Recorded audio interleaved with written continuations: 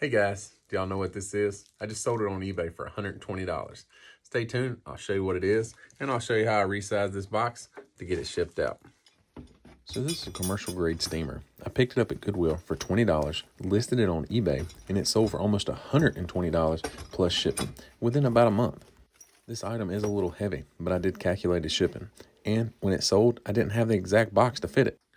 But I do have these box resizers. Let me show you how I use these to create a new box. By creating a new box, this will save me quite a few dollars on shipping.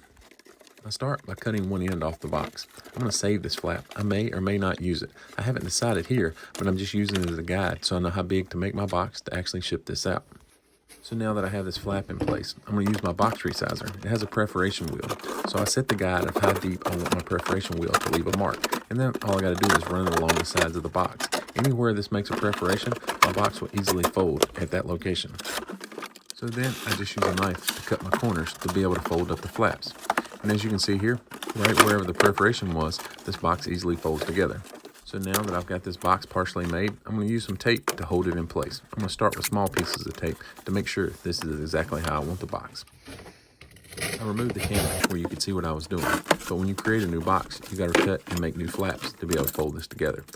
So now I'm going to remove everything from the box so I can add some packing materials. And I decided that I'm going to just add extra protection and leave this flap inside, but I'm going to make sure I put tape on the inside and the outside. And I realized I didn't need these double flaps on the outside, so I'm going to cut one row of those off. It just makes the box look a little neater.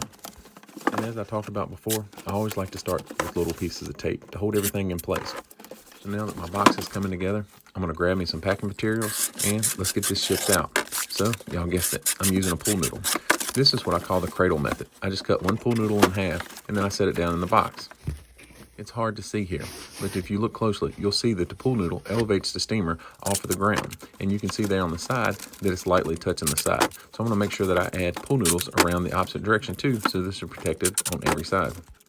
And anytime I use tape on an item like this, I make sure to tape the pool noodles together and not accidentally tape the tape to the actual thing that I'm shipping. So here, I'm going to cut one more pool noodle in half. And if you were wondering, I bought these at the Dollar Tree for $1.25 each. These are the extra pieces that go with my steamer. I don't want them moving around inside, so I grab some shrink wrap and I shrink wrap them together and make sure that I put them in between two pieces of pool noodle.